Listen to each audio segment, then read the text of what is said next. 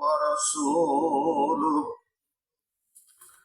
الذي أرسله بالحق بشيرا ونذيرا وداعيا إلى الله بإذنه وسراجا منيرا فقد قال الله تعالى في كلامه المجيد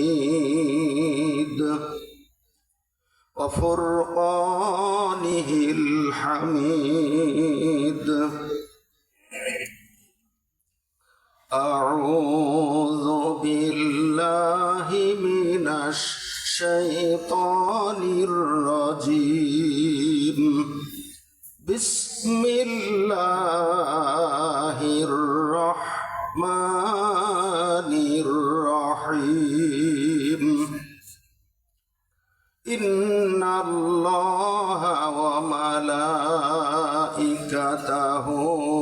يصلون على النبي يا أيها الذين آمنوا صلوا عليه وسلموا تسليما সকলে দরুদ ইব্রাহিম করি اللهم صل على محمد وعلى آل محمد كما صليت على إبراهيم وعلى آل إبراهيم إنك حميد مجيد اللهم بارك على محمد وعلى آل محمد كما باركت على إبراهيم وعلى آل إبراهيم إنك حميد مجيد أما بعد উপস্থিত স্বাধীন বাংলাদেশের ঐতিহ্যবাহী নাটোর জেলার বড়াইগ্রাম উপজেলার উল্লেখযোগ্য স্থান বনপাড়া হিফজুল কোরআন একাডেমির উদ্যোগে আয়োজিত আজকে 21শে ডিসেম্বর বিজয়ের মাস। 21শে ডিসেম্বর রোজ শনিবার বনপাড়া হিফজুল কোরআন একাডেমির উদ্যোগে আয়োজিত বিশাল ঐতিহাসিক তাফসিরুল কোরআন মাহফিলের জনাব সম্মানিত মুহতারাম সভাপতি সহ সভাপতিবৃন্দ, সম্মানিত প্রধান অতিথি এবং বিশেষ অতিথিবৃন্দ, হযরত উলামায়ে কেরাম, আমার সামনে উপস্থিত এতদ অঞ্চলের দিনদার ইমানদার পরহেজগার মুত্তাকি ভাইরা, পিতৃতুল্য মুরব্বিয়ান, কৃষক শ্রমিক ব্যবসায়ী ভাইরা, সরকারি বেসরকারি সর্বস্তরের সম্মানিত চাকুরিজীবী ভাইরা, গণপ্রজাতন্ত্রী বাংলাদেশ সরকারের প্রশাসনিক বিভাগের বিভিন্ন কর্মচারী কর্মকর্তা বৃন্দ যদি থাকেন, এছাড়াও আছেন সাংবাদিক ভাইরা, পর্দার অন্তরালে অবস্থানরতা আমার অবলা সরলা সম্মানিতা সুশিক্ষিতা অত্যন্ত মহব্বতের মা ও বোনেরা, সকলের প্রতি জানাই আমার অন্তরস্থল থেকে আন্তরিক শুভেচ্ছা ও অভিনন্দন। সেই সঙ্গে আরো জানাই সশ্রদ্ধ সালাম, আসসালামু আলাইকুম ওয়া রাহমাতুল্লাহ। সমস্ত তারিফ ও প্রশংসা সেই মহান আল্লাহ তাআলার দরবারে, যে মহান আল্লাহ তাবারক সুবহানাহু ওয়া তাআলা আমাদেরকে অত্যন্ত ভালোবেসে এই বিরাট এলাকার লক্ষ লক্ষ মানুষের মধ্য থেকে সিলেকশন করে যাচাই বাছাই করে এই তাফসিরুল কোরআন মাহফিলে বেহেশতের বাগানে এসে বসার সুযোগ করে দিয়েছেন। সেই সঙ্গে আমাদেরকে শারীরিক ও মানসিক সুস্থতা দান করেছেন। সেই মহান রবের দরবারে কালিমাতুর শুকর আদায় করছি। সকলে জবান খুলে মন উজাড় করে আবেগে আপ্লুত হয়ে আকাশ বাতাস মুখরিত করে বলিষ্ঠ কণ্ঠে আওয়াজ তুলে বলি আলহামদুলিল্লাহ। লক্ষ কোটি দুরূদ ও সালাম বর্ষিত হোক সেই বিশ্ব নবীর প্রতি, যিনি হলেন বিশ্ব সভার সভাপতি, যার আগমনে দুনিয়ার সমস্ত অজ্ঞতা, মূর্খতা, বর্বরতা জাহিলিয়াত দূরীভূত হয়ে হেদায়েতের আলোয় আলোকিত হয়েছে।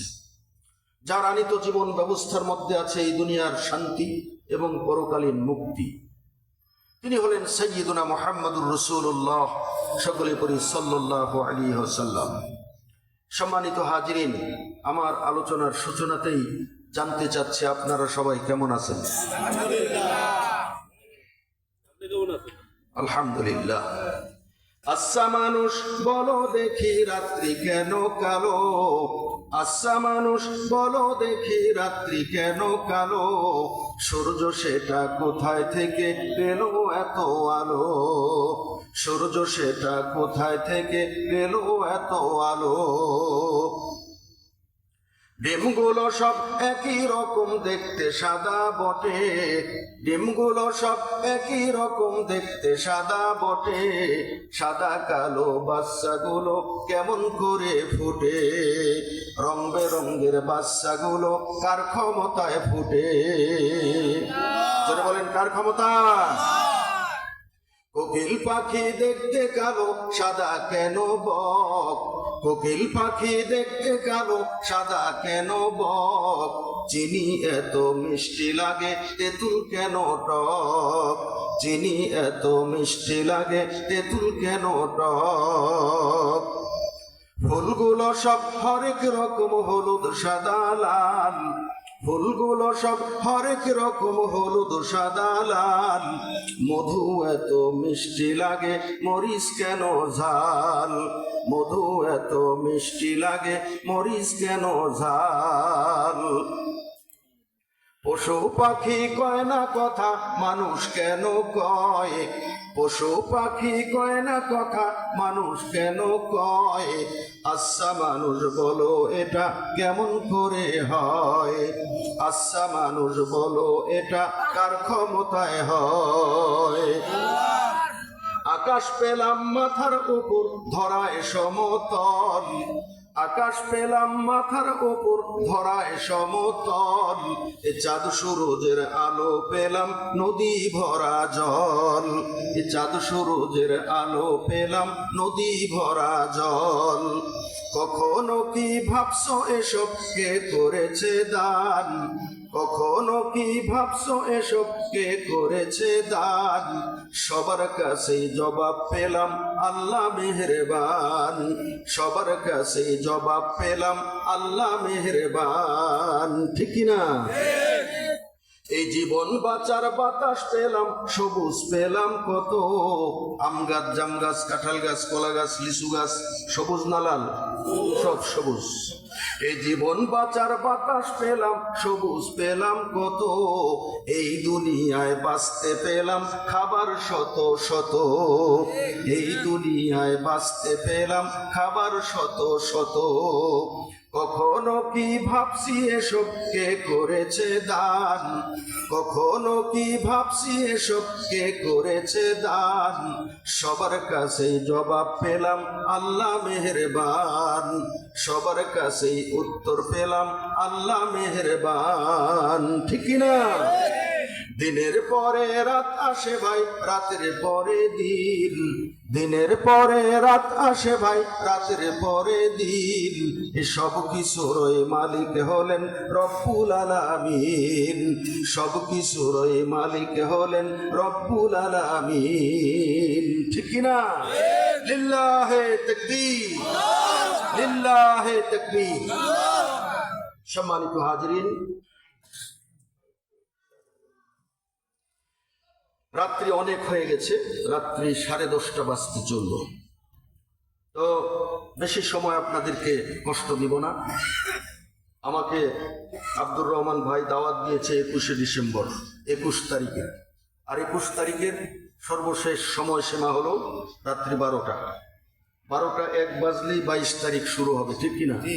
তো 22 তারিখের দাওয়াত আপনারা আমাকে দেননি, তাই আমাকেও আপনারা দেননি, আপনাদেরকেও আমরা দেইনি। আমাদের দাওয়াত হলো 21 তারিখে। ঠিক কিনা? তো 21 তারিখ পর্যন্তই ওয়াজ চলবে, 21 তারিখের পরে আমরা চলে যাব ইনশাআল্লাহ। তো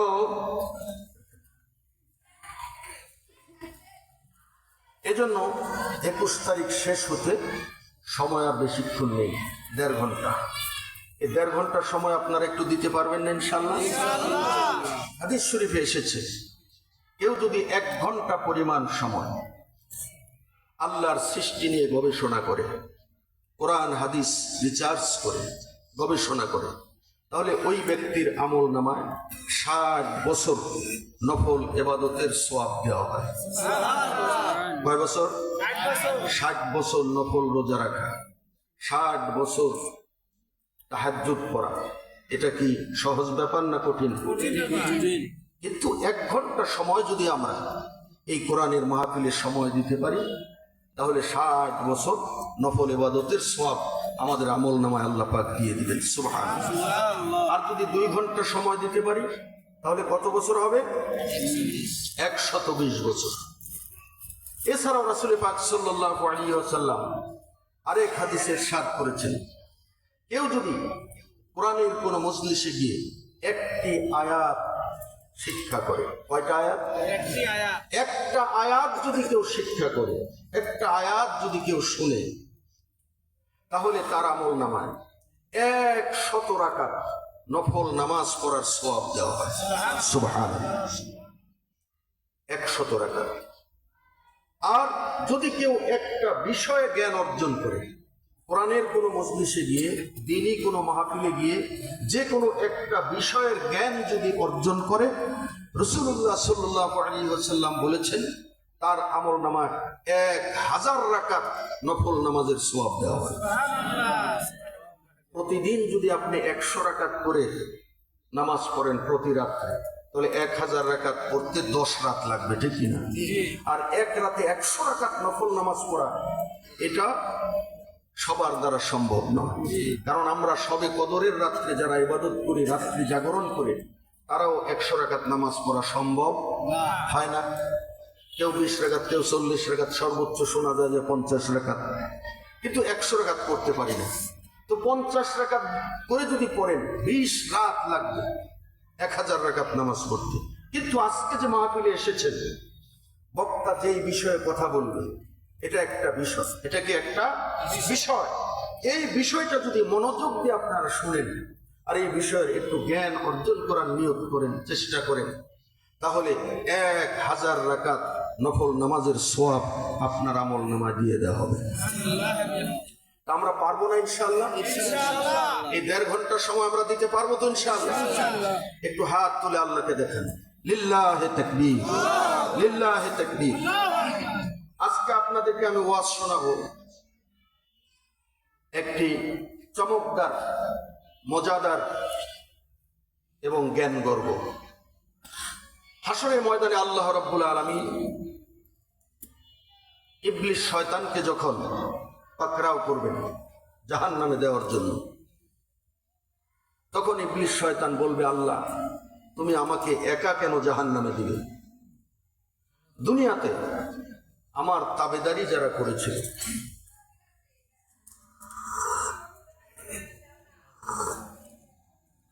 আমার অনুকরণ যারা করেছিল, আমাকে যারা মহব্বত করত, ভালোবাসত, ওই মানুষগুলো কোথায়? ওই মানুষগুলোকে ছাড়া আমি একা একা জাহান্নামে যেতে পারবো না। কারণ তারা আমাকে অনেক ভালোবাসত, অনেক মহব্বত করত। তারা স্ত্রী সন্তানকে ফেলে দিয়ে দিনের পর দিন আমার পরামর্শ অনুযায়ী কাজ করেছে, আমার পথে চলেছে। আর তাদেরকে ছাড়া আমি একা জাহান্নামে যাব, এটা হতে পারে না। আল্লাহ পাক বলবেন, তারা কারা? তাদের পরিচয়গুলো একটু খুলে বলতো।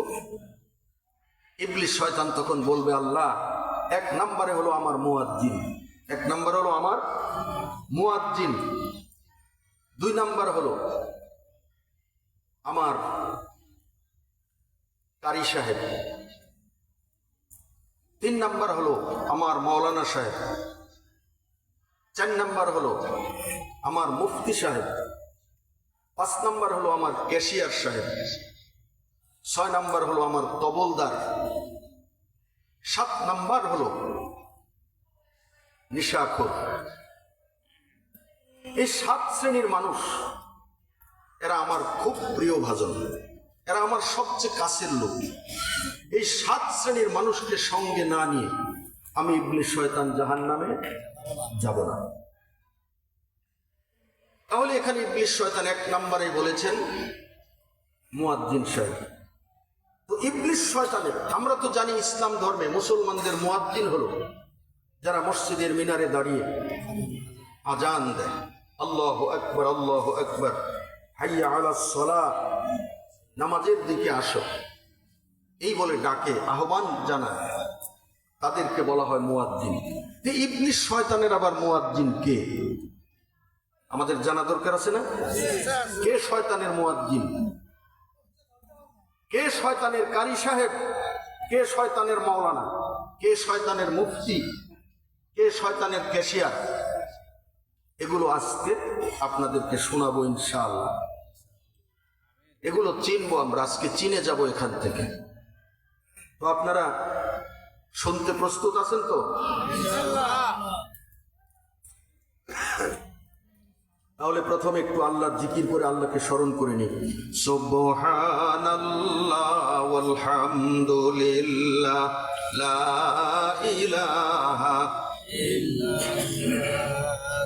লা ইলাহা ইল্লাল্লাহ লা ইলাহা ইল্লাল্লাহ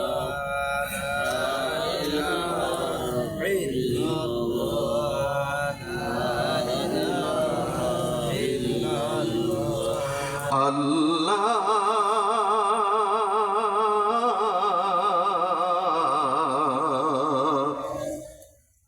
ভুলে যেও না বান্দাকে, যেখানেই থাকি যেভাবেই থাকি, ভুলিনি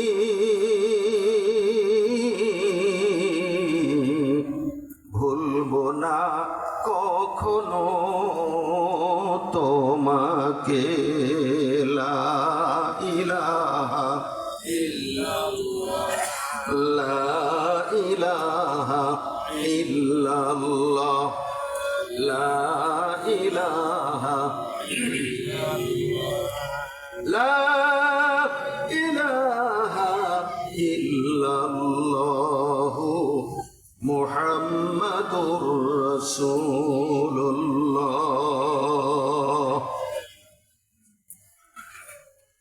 তাহলে 7 শ্রেণীর লোককে সঙ্গে নিয়ে ইবলিস শয়তান জাহান্নামে যাবে।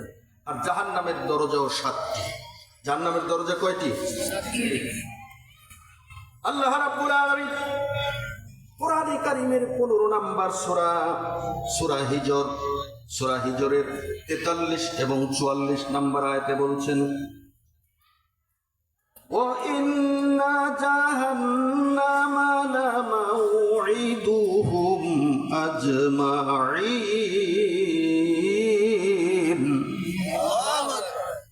লাহা সাবআতু আবওয়াবিন লিকুল্লি বাবিন মিনহুম জুজউম মাকসুম।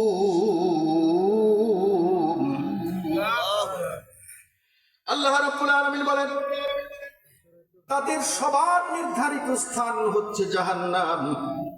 আর এর 7টি দরজা আছে। কয়টি দরজা? লাহা সাবআতু আবওয়াব।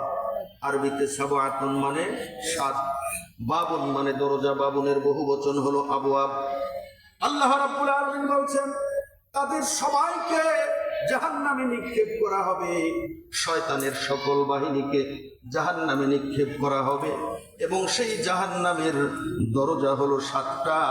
লিকুল্লি বাবিন মিনহুম জুজউম মাকসুম। আর তাদের এক একটা গ্রুপকে, এক একটা দলকে জাহান্নামের এক একটা দরজা দিয়ে জাহান্নামে প্রবেশ করানো হবে। তারপরে আল্লাহ রাব্বুল আলামিন কোরআনে কারীমের সূরা 35 নম্বর সূরা ফাতিরের 6 নম্বর আয়াতে আল্লাহ পাক বলছেন, ইন্নাশ শাইতানা লাকুম আদুউন ফাত্তাখিযুহু আদুওয়া ইন্নামা ইয়াদউ হিজবাহু লিয়াকুনু মিন আসহাবিস সাঈর।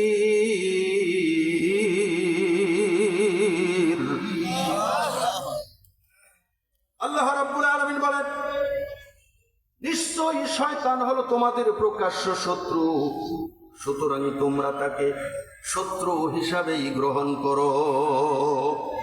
আল্লাহ পাক বলছেন, ইন্নাশ শাইতানা লাকুম আদুউন, নিশ্চয় শয়তান হলো তোমাদের শত্রু, ফাত্তাখিযুহু আদুওয়া, তোমরা তাকে শত্রু হিসাবেই গ্রহণ করো, শয়তানকে কখনো বন্ধু হিসাবে গ্রহণ করো না। কার হুকুম? আল্লাহর হুকুম।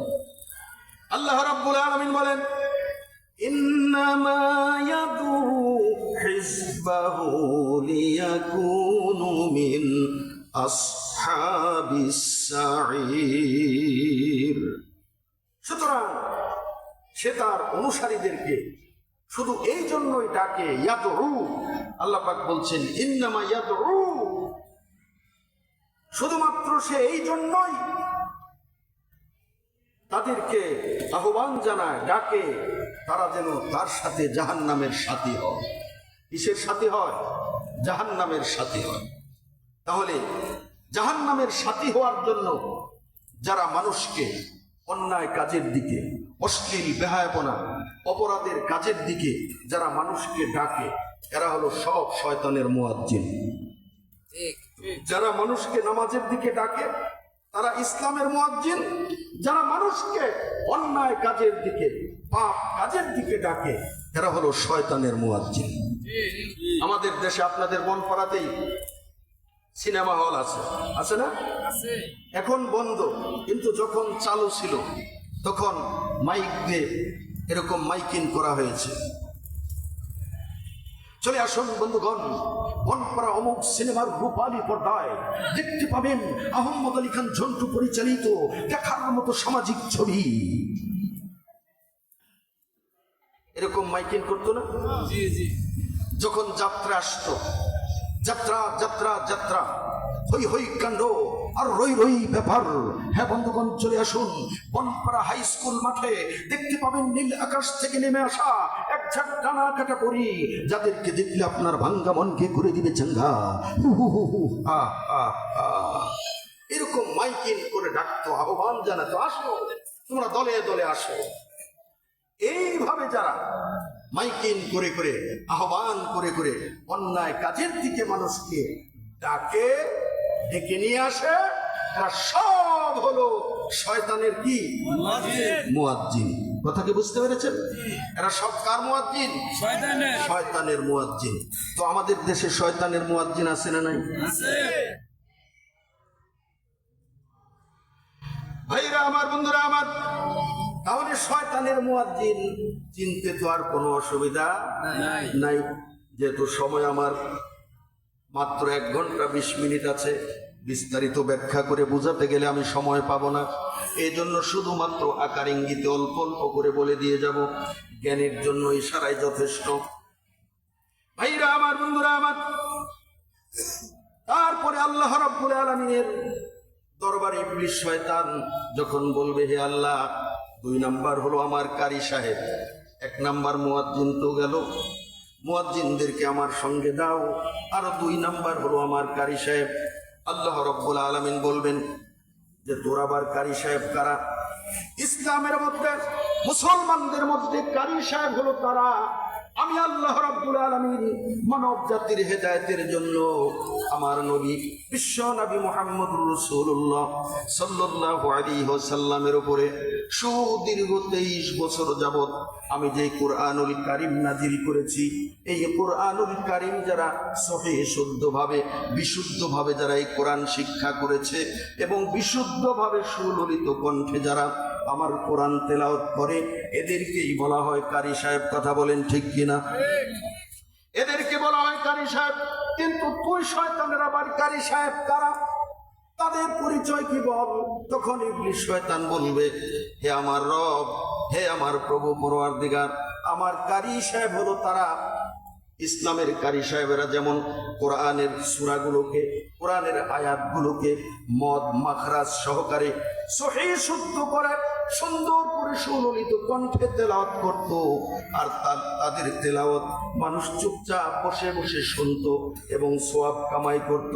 ঠিক তেমনি ভাবে আমার কারি সাহেব হলো তারা অশ্লীল বেহায়াপনা যে গানগুলি আছে, এই গানগুলি যেখানে যতটুকু টান দেওয়া দরকার, যেখানে যতটুকু গলা কাঁপানো দরকার, ঠিক ততটুকু গলা কাঁপায়, ঠিক ততটুকু মাত্রায় টান দিয়ে সুললিত কণ্ঠে গান গেয়ে গেয়ে যারা মানুষকে শোনাইতো, আর শত শত মানুষ তাদের গানগুলো বসে বসে শুনতো। এই যে গায়ক গায়িকা, এই দুনিয়াতে যত গায়ক গায়িকা আছে, এই সমস্ত গায়ক গায়িকারা হলো আমি শয়তানের কারি সাহেব। বন্ধু তুমি কই কই গো, এ প্রাণ বুঝি যাই গো। আছে না হাটে বাজারে গায় না এরকম? এই গান শোনার জন্য আমরা পাগল করা হয়ে যাই। গান শুনে 500 টাকার নোট, 1000 টাকার নোট সিফটি পিন দিয়ে ওই নর্তকীর গায়িকার ব্লাউজের সঙ্গে সিফটি পিন দিয়ে আটকায় দিয়ে পুরস্কার দিয়ে দেই, কোনো দ্বিধাবোধ করে না, আপত্তি করি না। 1000 টাকার চকচকা নোটটা তার ব্লাউজের সাথে সিফটি পিন দিয়ে আটকায় পুরস্কার দিয়ে দেই। আছেন এরকম? কিন্তু জীবনে দেখলাম না কোনো বক্তা যত ভালো ওয়াজই করুক, খুশি হয়েছে, হুজুর আপনার ওয়াজ খুব ভালো লেগেছে, আমি যে 500 টাকা পুরস্কার দিলাম। বক্তার পাঞ্জাবির সাথে জুব্বার হাতার সাথে কোনোদিন দেখলাম না 500 টাকার নোট, 1000 টাকার নোট এরকম পুরস্কার দিতে। আপনারা দেখেছেন নাকি? তাহলে কোরআনের এমন প্রেমিক পাওয়া যায় না, ওয়াজের এমন প্রেমিক পাওয়া যায় না, কিন্তু গানের প্রেমিক, গায়িকার প্রেমিক খুঁজে পাওয়া যায়। কিন্তু ইবলিস শয়তান বলছে যে আল্লাহ, এই গায়ক গায়িকারা এরা হলো আমার কারি সাহেব, আমি আমার কারি সাহেবদেরকে ছাড়া আমি জাহান্নামে যাব না। কোথায় আমার সেই ভক্তরা, আমার কারি সাহেবেরা কোথায়? কারি সাহেবদেরকে দেন আমার সঙ্গে, তারপরে আমি জাহান্নামে যাব। আমাদের বাংলাদেশে এখানে যারা এসেছেন, যদি হাত উঁচু করতে বলি যে কয়জন কোরআন শরীফ পড়া জানেন, সংখ্যায় কম দেখা যাবে। কিন্তু গান 2-4, 10টা মুখস্থ নাই এরকম লোক খুব মানে কমই আছে। অনেকেই জানে, অনেক গান জানে, গান মুখস্থ করেছেন, গান শোনেন, গায়িকাকে ভালোবাসেন। আরে আমাদের বাংলাদেশের বিখ্যাত প্রখ্যাত এক গায়িকা মমতাজ বেগম, চিনেন না আপনারা?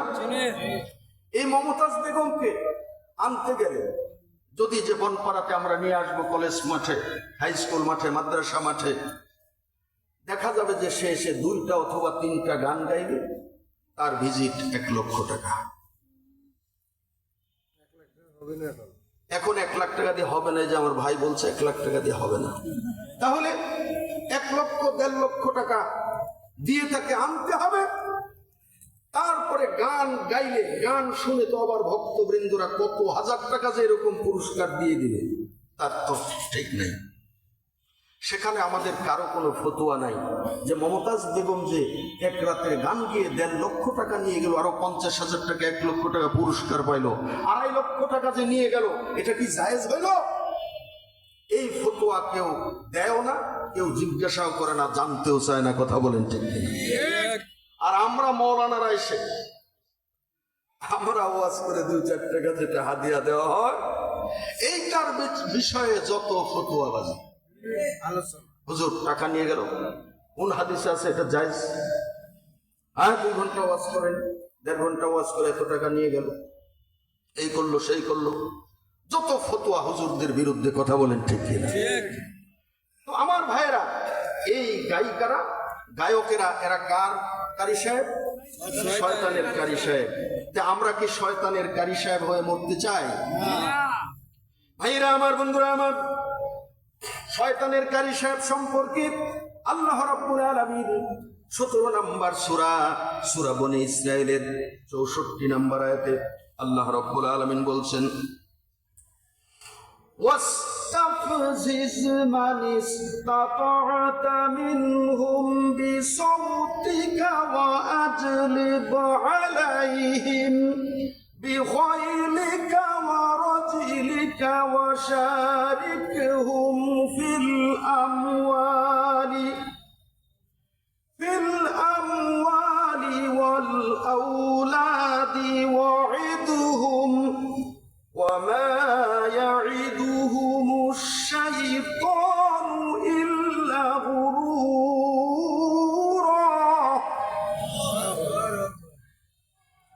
আল্লাহ রাব্বুল আলামিন বলেন, হে ইবলিস শয়তান, যা তুই সত্যচ্যুত কর, সত্য পথ থেকে তুই তাদেরকে গোমরাহ কর, তাদের মধ্য থেকে যাকে পারিস তোর কণ্ঠস্বরের দ্বারা।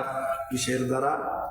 বিসৌতিকা, আরবিতে সৌতুন মানে হলো আওয়াজ, কণ্ঠস্বর। বিসৌতিকা, তোর সুললিত কণ্ঠের দ্বারা তুই যাদেরকে পারিস তাদেরকে তুই গোমরাহ বানা। তুই গোমরাহ বানায় নে, তোর পক্ষে নিয়ে নে। আল্লাহ পাক আরো বলছেন, তোর স্বীয় অশ্বারোহী এবং তোর যত পদাতিক বাহিনী আছে এগুলো সবাইকে সঙ্গে নে, তুই তাদেরকে আক্রমণ কর এবং তাদের অর্থ সম্পদ এবং তাদের সন্তান সন্ততিতে তুই শরীক হয়ে যা এবং তাদেরকে তুই প্রতিশ্রুতি দে, ওয়াদা দে। ছলনা ছাড়া শয়তান তাদেরকে কোনো প্রতিশ্রুতি দেয় না। তাহলে আল্লাহ পাক সূরা বনী ইসরাঈলের 64 নম্বর আয়াতে স্পষ্ট করে বলে দিয়েছেন যে তোর কণ্ঠস্বর দ্বারা, সুললিত কণ্ঠের দ্বারা তুই এই গান গেয়ে গেয়ে তাদের মধ্যে যাদেরকে পারিস গোমরাহ বানা। কিন্তু আমার যারা নেককার বান্দা, আমার যারা খাঁটি বান্দা, তাদেরকে তুই কখনো গোমরাহ বানাতে পারবি না। কি বলেন, গান শুনতে সবাই যায় নাকি? যায় না। তাহলে আমরা কি শয়তানের কারি সাহেব হয়ে মরতে চাই? জোরে বলেন। কিন্তু আমাদের বাংলাদেশে এই শয়তানের কারি সাহেবদেরই মর্যাদা বেশি, কোরআনের কারি সাহেবদের কোনো মর্যাদা নাই, কোনো মূল্যায়ন করা হয় নাই। এই 16-17 বছর যাবত আমরা যেটা লক্ষ্য করেছি, গায়ক গায়িকাদের এতই কদর, এতই মর্যাদা, তাদেরকে বিভিন্ন ভাবে পুরস্কৃত করা হয়। বিভিন্ন গান বাদ্য সংস্কৃতির নামে অশ্লীলতা, বেহায়াপনা সমাজে ছড়িয়ে দেওয়া হয়েছে, গোটা দেশে ছড়িয়ে দেওয়া হয়েছে। যেখানেই গান বাজনা সেখানেই রাষ্ট্রীয়ভাবে অর্থনৈতিকভাবে সহযোগিতা করা হতো, পুলিশ প্রশাসন দিয়ে সহযোগিতা করা হতো। কিন্তু বাংলাদেশ থেকে 5 বছর, 6 বছর, 7 বছর, 10 বছরের ছোট্ট ছোট্ট নিষ্পাপ বাচ্চারা 80টা দেশের সঙ্গে প্রতিযোগিতা করে, 120টা দেশের মধ্যে প্রতিযোগিতা করে, আন্তর্জাতিকভাবে কোরআন তেলাওয়াত প্রতিযোগিতায় বাংলাদেশ থেকে ছোট্ট শিশু বাচ্চারা ফার্স্ট পুরস্কার নিয়ে আসে, দ্বিতীয় পুরস্কার নিয়ে আসে। বাংলাদেশে রাষ্ট্রীয়ভাবে টেলিভিশনের পর্দায় একটি বারের জন্য খবরে বলাও হয় না। কথা বলেন ঠিক কিনা? পুরস্কার দেওয়া তো দূরে থাক, তাদের কথাটা পেপার পত্রিকায় আসে না, তাদের কথাটা সাংবাদিকেরা টেলিভিশনের পর্দায় তুলে ধরে না যে আমার দেশের অমুক মাদ্রাসা থেকে এত বছরের একটা শিশু নিষ্পাপ বাচ্চা, একজন কোরআনের হাফেজ 120টা দেশের মধ্যে প্রতিযোগিতা করে ফার্স্ট পুরস্কার নিয়ে এসেছেন। এইটা টেলিভিশনে বলা হয় না। কথা বলেন ঠিক কি? কিন্তু উচিত ছিল তাদেরকে রাষ্ট্রীয়ভাবে পুরস্কৃত করে সম্মাননা দেওয়া। কথা বলেন ঠিক কিনা? এটা কেন দেয়নি? এর পিছনে আছে বিশাল বড় রাজনৈতিক উদ্দেশ্য। সেটা কি? যে এইটা যদি খবরে প্রচারিত করা হয়, টেলিভিশনের পর্দায় দেখানো হয়, জানানো হয়, পেপার পত্রিকায় দেওয়া হয়, তাহলে মানুষের ভিতরে আগ্রহ পয়দা হবে। মানুষ বলবে যে না, আমার ছেলেকেও মাদ্রাসায় পড়াবো, আমার ছেলেকেও এমন হাফেজ বানাবো, আমার ছেলেকেও এমন আলেম বানাবো। এইভাবে যদি হাফেজ আলেম দিয়ে বাংলাদেশটা ভর্তি হয়ে যায়, প্রত্যেক পরিবারে যদি হাফেজে কোরআন তৈরি হয়, প্রত্যেক পরিবারে যদি আলেম পয়দা হয়, তাহলে আমার মতো শয়তান মহিলার, আমার মতো শয়তানদের রাজত্ব এই বাংলাদেশে বেশি দিন লাস্টিং করবে না। অতএব আলেম হাফেজ যাতে না হয়, এই জন্য হাফেজদের আলেমদের কোনো খবর টেলিভিশনে প্রচার করা হবে না। কথা বলেন ঠিক কিনা? কথাকে বুঝতে পেরেছেন? তাছাড়া হারে 120টা দেশের মধ্যে প্রতিযোগিতা করে ফার্স্ট পুরস্কার নিয়ে আসলো 10 বছরের একটা বাচ্চা। তাকে তুমি পুরস্কার দিলে না। কোরআন যদি জিজ্ঞেস করা হয় কোরআনকে ভালোবাসেন কে কে, হাত তুলবেন সবাই যে আমরা ভালোবাসি। যারা কোরআনের শত্রু, আলেম ওলামার শত্রু, তারাও হাত উঁচু করে দেখাবে আমরা কোরআনকে ভালোবাসি। কিন্তু কোরআনকে কেমন ভালোবাসেন দেখেন, একটা ছোট্ট উদাহরণ দিলে আপনারা পরিষ্কার বুঝতে পারবেন। উদাহরণটা আমি বিভিন্ন জায়গাতে দিয়ে থাকি। এক ইমাম সাহেব 12 বছর যাবৎ এক মসজিদে ইমামতি করেন। কত বছর? 12 বছর থেকে এক মসজিদে ইমামতি করে, 5 ওয়াক্ত জুমা সহ। এক বাড়ি থেকেই খাবার দাবারের ব্যবস্থা, প্রতিদিন নিয়মিত খাবার দেয়, খায়। তো ওই বাড়িতে দুধের গাভী আছে, দুধ হয়, কিন্তু হুজুরকে কোনোদিন এই 12 বছরের মধ্যে একদিনও দুধ দেয়নি। বাড়ির সবাই খায়, হুজুরকে দেয় না। হঠাৎ করে একদিন ওই বাড়ির ছোট্ট একটা বাচ্চা, 7-8 বছর বয়স, এই বাচ্চাটা মাটির খাদা ভর্তি করে এক খাদা দুধ, হুজুরের মসজিদের বারান্দাতেই কামরা করা আছে, সেই কামরাতে একবারে এক খাদা ভর্তি দুধ নিয়ে এসে হাজির। হুজুর বলতেছে, কিরে এত দুধ আমার জন্য এনেছিস, ব্যাপার কি, বাড়িতে কি কেউ নাই নাকি? তো ছোট্ট ছেলে, ছোটবেলায় অধিকাংশ ছেলেদেরই মন মানসিকতা ভালো থাকে, তারা মিথ্যা সহজে বলতে চায় না। তো ছোট্ট ছেলে বলেছে, না হুজুর, বাড়িতে সবাই আছে, তুই এত দুধ আমার জন্য এনেছিস, কারণ কি? পরে বলতেছে, হুজুর, দুধ জাল দিয়ে মা চুলার উপরে রেখে অন্য কাজ করতেছিল, আর ইতোমধ্যে পার্শ্বের বাড়ির এক কুকুর এসে দুধে মুখ দিছে। মা বলতেছে, দেখে শুনে কি এই কুত্তায় খাওয়া দুধ খাওয়া যায়? বেটা যা, হুজুরকে দিয়া হুজুর দোয়া কালমা করে খায় নেবে। হুজুর দোয়া কালমা করে খায় নেবে। তাহলে হুজুরকে কত ভালোবাসে, হুজুরকে কত ভালোবাসে। এক খাদা ভর্তি দুধ হুজুরকে দিয়ে দিছে, কম ভালোবাসা না এটা? কিন্তু দিছে কি? কুত্তায় খাওয়া দুধ। আমার ভাইয়েরা, এই কুকুরে খাওয়া দুধ হুজুরের জন্য দিয়েছে, পাঠিয়েছে, এটা শোনার পরে কি আর এটা খাওয়া যায় বলেন? হুজুর মনের আবেগ ধরে রাখতে না পেরে মাটির খাদাটা ধরে আছাড় দিয়ে দিছে ফেলে। যে কিরে 12 বছরের মধ্যে দুধ দিসনি, কোনোদিন তো আমি অভিযোগ করিনি, আজকে কুত্তায় খাওয়া দুধ আমার জন্য নিয়ে আসলি। ফেলে দিয়েছে, দুধও পড়ে গেছে, মাটির খাদাটাও ভেঙে গেছে। তো ছেলেটা কাঁদতেছে। হুজুর বলতেছে, কে তুই কাঁদতেছিস কেন? যে হুজুর, দুধ ফেলে দিলেন কেন, কিন্তু খাদা ভাঙলেন কেন? এই খাদা ভাঙলেন কেন? হুজুর বলতেছে, ও তুই মাটির খাদার জন্য কাঁদতেছিস, যা আমি কালকে বন করা বাজার থেকে নতুন খাদা এনে দিব। বলতেছে, হুজুর আপনি তো কালকে নতুন খাদা এনে দিবেন, আজকে রাত্রে আমার দাদি পেশাব ফিরবে কোথায়? তাহলে এটা কত দামি খাদা হিসাব করেছেন? যে কুত্তায় খাওয়া দুধ, এটা ভালো খাদায় করে তো দেওয়া যাবে না। তাই দাদি রাত্রে যে খাদায় পেশাব করে বুড়া মানুষ বাইরে যেতে পারে না, সেই খাদাটা একটু ধুয়ে পরিষ্কার করে ওই খাদায় করে কুত্তায় খাওয়া দুধ পাঠায় দিছে। হুজুরকে কত ভালোবাসে, কি অগাধ ভালোবাসা হুজুরের প্রতি। ঠিক আমাদের বাংলাদেশের এক শ্রেণীর মানুষ আলেম উলামাদেরকে ঠিক তেমন ভালোবাসে, হুজুরদেরকে কম ভালোবাসে না। তারা বাড়িতে থাকলে পরিশ্রম করতে হয়, বাড়িতে থাকলে অনেক পরিশ্রম করে তাদের খাওয়া লাগে, পড়া লাগে, সংসারের চিন্তা করতে হয়। তাই হুজুরদেরকে আমরা কোনো টেনশন করতে দিব না, কোনো পরিশ্রম করতে দিব না, লাল ঘরে সময়ে বসায় খাওয়াবো। তাই তারা হুজুরদেরকে ধরে ধরে, আমার বন্ধুগণ, চার দেওয়ালের মধ্যে বন্দি রেখে কাউকে 10 বছর, কাউকে 12 বছর, কাউকে 13 বছর, কাউকে 17 বছর এই লাল ঘরে বসায় বসায় খাওয়াইছে। তারা কি হুজুরদেরকে কম ভালোবাসে? বলেন, কত ভালোবাসা, কি গভীর ভালোবাসা। তাহলে ওই ইমাম সাহেবের ভালোবাসা আর আমাদের দেশের এক শ্রেণীর মানুষের হুজুরদের ভালোবাসার সাথে মিল আছে না নাই?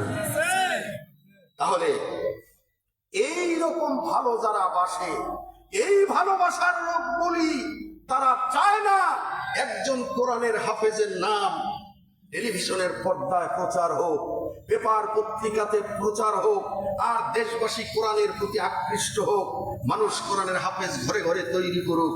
তাহলে কোরআনের হাফেজ যদি দেশে বেশি হয়ে যায়, আলেম উলামা যদি বেশি হয়ে যায়, ইসলামী শিক্ষায় শিক্ষিত মানুষ যদি বেশি হয়ে যায়, আমাদের মতো লম্পটদের হাতে ক্ষমতা রাখবে না, আমাদের মতো লম্পটদের হাত থেকে ক্ষমতা চলে যাবে। নিজেদের ক্ষমতাকে স্থায়ী করার জন্য, নিজেদের ক্ষমতাকে ধরে রাখার জন্যই এরা আলেম ওলামার বিরোধিতা করেছে, ইসলামের বিরোধিতা করেছে। কথা বলেন ঠিক কিনা? কথা বুঝতে মনে হয় কষ্ট হচ্ছে আপনাদের? ভাইরা আমার, বন্ধুরা আমার, তাহলে দেখেন, যারা কোরআনকে ভালোবাসে না, কোরআনের কারীদেরকে যারা মহব্বত করে না, কোরআনের কারীদেরকে পুরস্কার দেয় না, কোরআনের কারীদের নাম পেপার পত্রিকায় আসে না, অথচ গায়ক গায়িকাদের কত পুরস্কৃত করা হয় বিভিন্ন অনুষ্ঠানে। এমপি মন্ত্রী এসে গায়ক গায়িকাদেরকে পুরস্কৃত করে, তাদের গায়ক গায়িকা এসে যেন নিরাপদে নিরাপত্তার সাথে গান গাইতে পারে, পুলিশ প্রশাসন দিয়ে সহযোগিতা করা হয়। কথা বলেন ঠিক কিনা? আর যদি কোথাও ইসলামী জালসার আয়োজন করা হতো, ইসলামী জালসার আয়োজন করা হতো, কোরআন তেলাওয়াত প্রতিযোগিতার আয়োজন করা হতো, সেখানে পুলিশ প্রশাসন পাঠায় দিয়ে বলা হতো, অনুমতি নিয়েছেন, এখানে প্রোগ্রাম করছেন, কার অনুমতিতে? বন্ধ করেন, এগুলো চলবে না। কথা বলেন ঠিক কিনা? তাদের প্রশাসনের চাপে আমরা অনেক প্রোগ্রাম করতে পারি নাই, এই দেশটা যেন কারাগারে পরিণত হয়েছিল। কথা বলেন ঠিক কিনা? আমার ভাইয়েরা, কেন? ব্যাপারটা কি? এটা কি মুসলমানের দেশ না? জোরে বলেন, মুসলমানের দেশ না? শতকরা 92% মুসলমান এই দেশে বসবাস করে, আর হিন্দু, খ্রিস্টান, সারাল, বৌদ্ধ, নাস্তিক 14 গোষ্ঠী মিলে 8%। এই 8%-দেরকে এরা এত ভালোবাসতো যে বাংলাদেশের 64টা জেলার মধ্যে দেখা গেছে 35-40টা জেলার এসপি হিন্দু। 64টা জেলার মধ্যে 40টা জেলার এসপি হিন্দু, আর বাদ বাকি কয়টা মুসলমান। তাহলে হিন্দু বেশি না মুসলমান বেশি? সরকারের হিসাবে হিন্দু বেশি। কথা বলেন ঠিক কিনা? মুসলমানের দেশে মুসলমানের খাওয়া নাই, মুসলমানের ভাগা নাই, মুসলমানের সিয়ান নাই। আরে দাদা বাবুদের, আর এই কথাগুলো আমরা বলি বলেই, আমরা প্রতিবাদ করতে গেলেই আমাদের পরিচয় হলো জঙ্গিবাদ। কথা বলেন ঠিক কিনা? আরো জোরে বলেন ঠিক কিনা? আমি বিদ্রোহী বিপ্লবী মৌলবাদী, কেন জঙ্গিবাদী?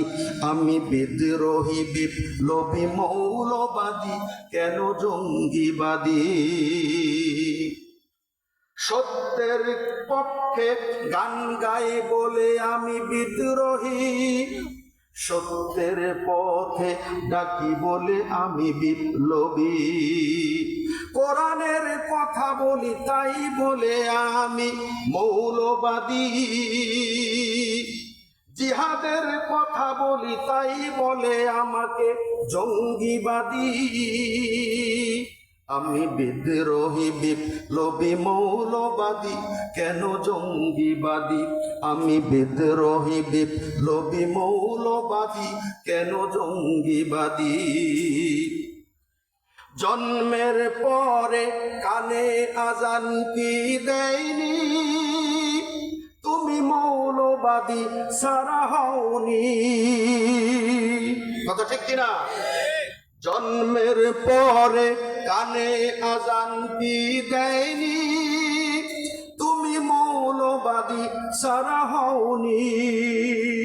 আবার মরণের পরে জানাজা পড়াবে, তখন কোথায় পালিয়ে যাবি? আমি বিদ্রোহী বিপ্লবী মৌলবাদী, কেন জঙ্গিবাদী? আমি বিদ্রোহী বিপ্লবী মৌলবাদী, কেন জঙ্গিবাদী? কি মনে করে ওই হনুমান, দাড়ি টুপি দেখলেই তালেবান? কি মনে করে ওই হনুমান, দাড়ি টুপি দেখলেই তালেবান? আবার সিংহের চেয়েও বেশি ভয় পায় মাথায় পাগড়ি দেখে যদি। আমি বিদ্রোহী বিপ্লবী মৌলবাদী, কেন জঙ্গিবাদী? আমি বিদ্রোহী বিপ্লবী মৌলবাদী, কেন জঙ্গিবাদী? বেহায়া নারীর ওই কেমন কথা, বোরকার কথা বললেই ওদের মাথা ব্যথা। বেহায়া নারীর ওই কেমন কথা, পর্দার কথা বললেই ওদের মাথা ব্যথা। আবার পর্দার কথা যখন বলি, তখন হই আমি ফতুয়াবাদী। আমি বিদ্রোহী বিপ্লবী মৌলবাদী, কেন জঙ্গিবাদী? আমি বিদ্রোহী বিপ্লবী মৌলবাদী, কেন জঙ্গিবাদী? কোরআনের হক কথা বলতে গেলেই তারা আমাদেরকে তালেবান, আল বদর, আর শামস, যুদ্ধ অপরাধী, পাকিস্তানি, নানা কিছু বলে আমাদেরকে অপবাদ দিত। কথা বলেন ঠিক কিনা? ভুলে গেছেন আপনারা আমার ভাইরা? তাহলে দেখেন আল্লাহ পাক সকল ক্ষমতার মালিক। কথা বলেন ঠিক কিনা? যে যতবার বাড়ে, যে যত বাহাদুরি করে, আল্লাহ পাক তাকে তত ছোট জিনিস দিয়ে ধ্বংস করে। কথা বলেন ঠিক কিনা? নমরুদ অনেক বড় বাহাদুর সেজেছিল, সে আল্লাহকে পর্যন্ত তীর মেরেছিল। তীর মেরে আল্লাহ পাককে হত্যা করার জন্য আকাশে তীর মেরেছিল। আল্লাহ পাক ও ফেরেশতাকে বলেছিলেন, তীরটা ধরে নাও এবং রক্ত দিয়ে মাখায় ফেরত পাঠাও। মাছের রক্ত দিয়ে মাখায় তীরটা ফেরত পাঠিয়েছিল। নমরুদ দেখে খুব আনন্দিত হয়েছিল যে ইব্রাহিমের আল্লাহকেও আমি মেরে ফেলেছি। জোরে বলেন নাউজুবিল্লাহ। আল্লাহ পাক সেই নমরুদ এবং তার বাহিনীকে ধ্বংস করলেন কি দিয়ে? মশা দিয়ে। মশা দিয়ে। কোনো তীর ধনুক লাগে নাই, কোনো রিভলভার পিস্তল লাগে নাই, মেশিন গান, স্ট্যান্ড গান লাগে নাই, কোনো বোমা লাগে নাই, পারমাণবিক বোমা লাগে নাই। মশা দিয়ে বিদায় করে দিয়েছে। নমরুদ নিজে এভাবে ধ্বংস হলো। ফেরাউন নিজেকে খোদা দাবি করেছিল। এত অহংকার, এত দেমাগ, তার ক্ষমতা কেউ নিতে পারবে না, নিজেই খোদা হয়ে গেল। আল্লাহ পাক তাকে পানিতে চুবায় চুবায়, পানিতে চুবায় চুবায় পানি খাওয়ায় ধ্বংস করেছেন। ভাইরা আমার, বন্ধুরা আমার, পুলিশ আমার, সেনাবাহিনী আমার, নৌবাহিনী আমার, বিমান বাহিনী আমার, ডিসি আমার, এসপি আমার, ওসি সাহেব আমার, দারোগা আমার, সবাই আমার। চারিদিকে শুধু আমার আর আমার। তোমার বলতে, আপনার বলতে আর কেউ নাই। তোমার বলতে কেউ নাই, তোমার বলতে কেউ ছিল না। ডাইনে আমার, বামে আমার, সামনে আমার, পিছনে আমার, উপরে আমার, নিচে আমার, সবই আমার, খালি আমার।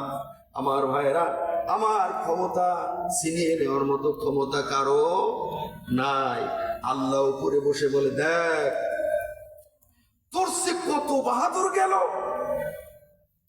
কত বাহাদুরকে আমি শায়েস্তা করেছি, আর তুই তো পরের কথা। দেখেন এই দেশে কত বড় বড় আন্দোলন হয়েছে, কেউ পরাজিত করতে পারে নাই। আল্লাহ পাক তরুণদের হাতে, ছাত্র সমাজের হাতে তাদেরকে বেইজ্জতির সাথে এমন বেইজ্জতি ভাবে বিদায় করেছেন, বাংলাদেশের ইতিহাসে এটাই প্রথম। কথা বলেন ঠিক কিনা?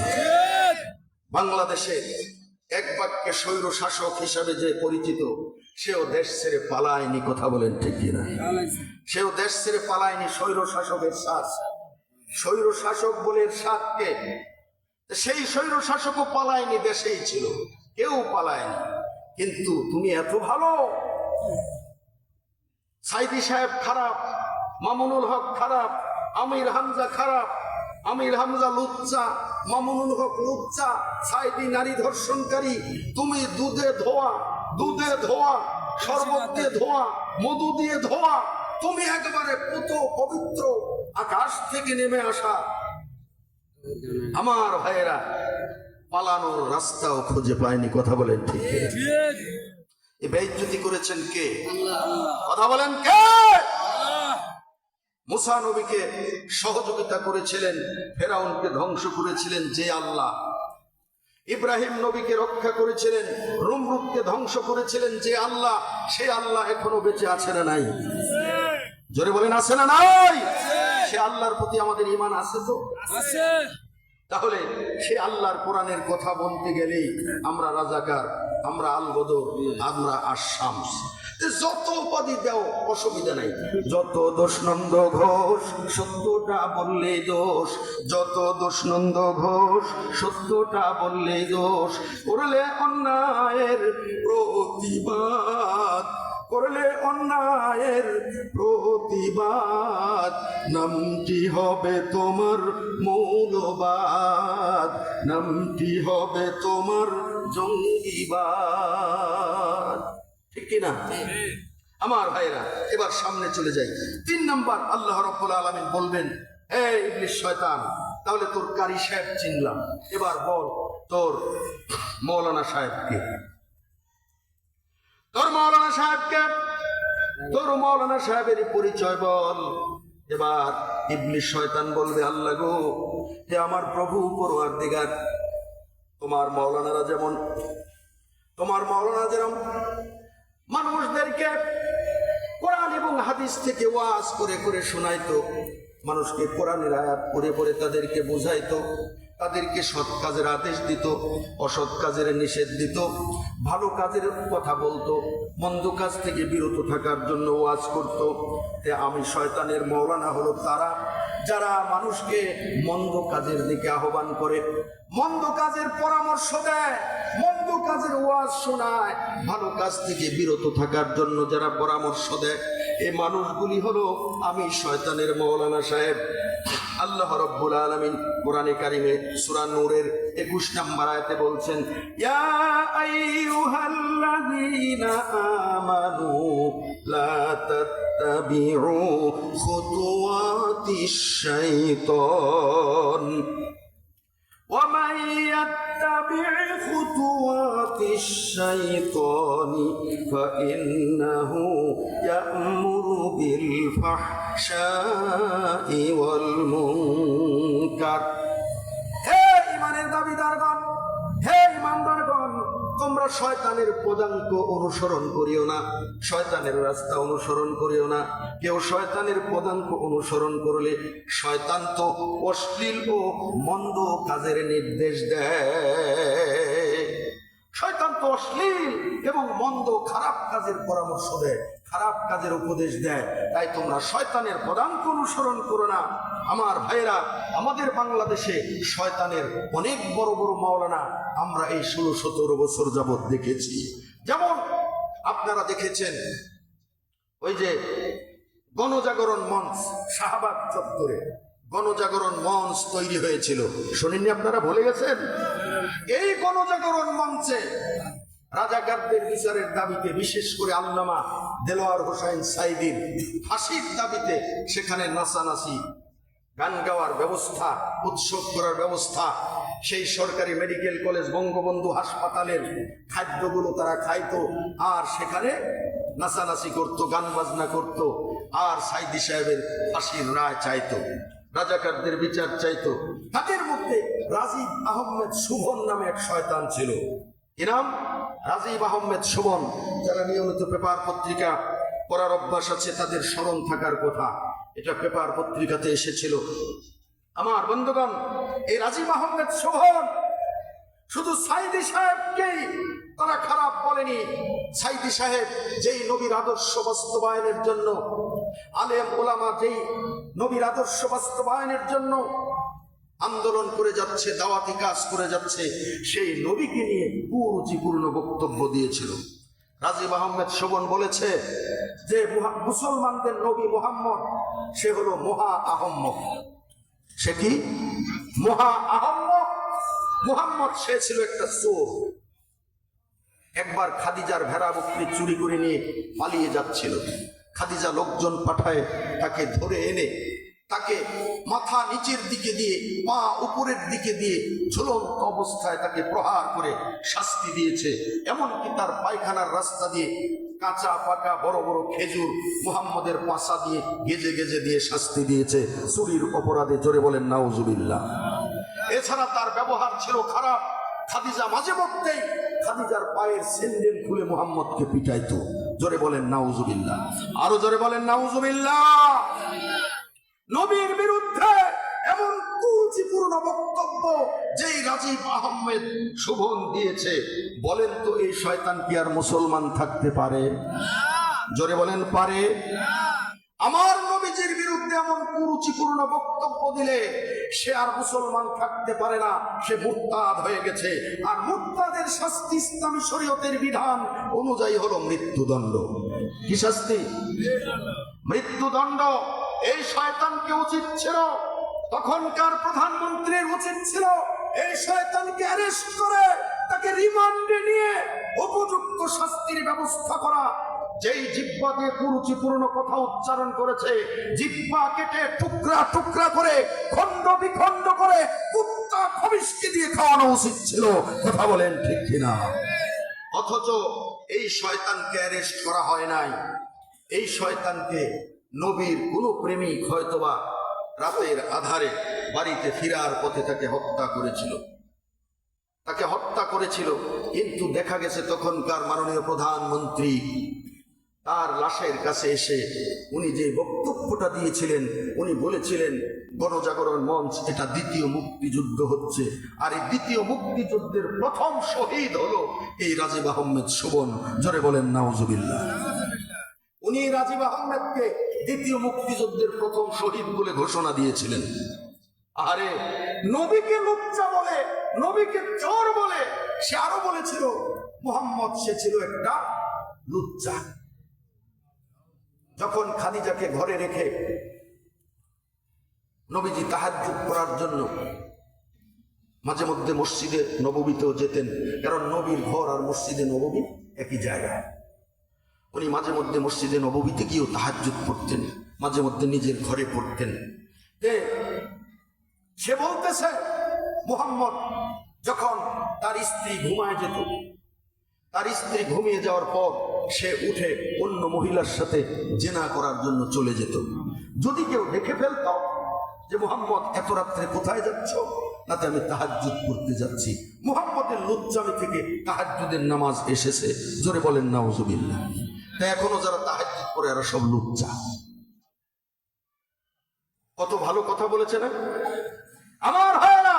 আর সেই শয়তানকে তখনকার প্রধানমন্ত্রী উপাধি দিয়েছে দ্বিতীয় মুক্তিযুদ্ধের প্রথম শহীদ।